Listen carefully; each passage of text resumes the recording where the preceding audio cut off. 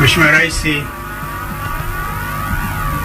wa Jamhuri ya Muungano wa Tanzania, Mheshimiwa Rais wa Zanzibar, Mheshimiwa Waziri Mkuu, Mheshimiwa Makamu wa Pili wa Rais wa Zanzibar, Mheshimiwa Spika, Mheshimiwa Jaji Mkuu, ndugu viongozi, Baba Paroko,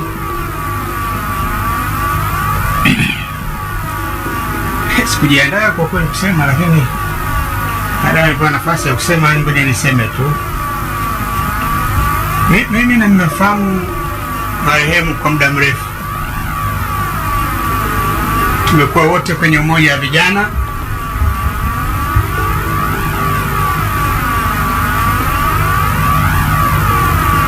Mimi nilikuwa kijana active sana kwenye Youth League. Na William tulikuwa naye.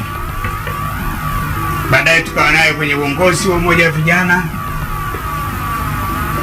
Baadaye tukakutana kwenye bunge, tukakutana kwenye serikali. Katika kipindi changu amenisaidia katika nafasi mbalimbali, kuwa mkoa, waziri.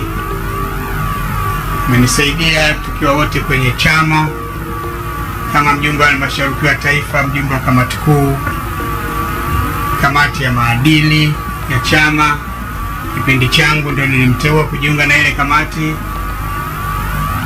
Na kwanza alikuwa mtu rahimu, alikuwa mtu anayependa kufanya kazi. Ukimwagiza kitu anajisikia vizuri kwamba ameagizwa, na anajisikia vizuri kwamba anatoa taarifa ya kazi uliyomtuma ameifanyaje. Kwa hiyo sikushangaa rais alipomteua kuwa mshauri wake, sikushangaa rais alipomteua kuwa waziri. Kwa hiyo taifa limepoteza mmoja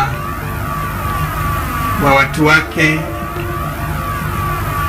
mahiri, wazalendo wa kweli, waliojitolea kwa ajili ya nchi yetu na maendeleo ya watu wake. Kwa familia na Malukuvi na mke wangu Bi Salma ni marafiki wa karibu. Norbert na wanangu Ali na Alifa ni marafiki wa karibu.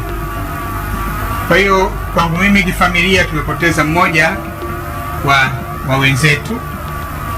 Kitaifa tumepoteza mmoja wa viongozi mahiri, lakini hakuna atakayeishi milele. Kila mtu ana siku yake ya kuja na ana siku yake ya kuondoka, ana namna yake ya kuondoka. Mwenzetu ametangulia, sisi tumwombee mapumziko mema, tumwombee Mwenyezi Mungu amjalie pepo siku hiyo ya Kiyama. Hakikisha umesubscribe, comment, like na kushare. Mseto Media, we connect everywhere.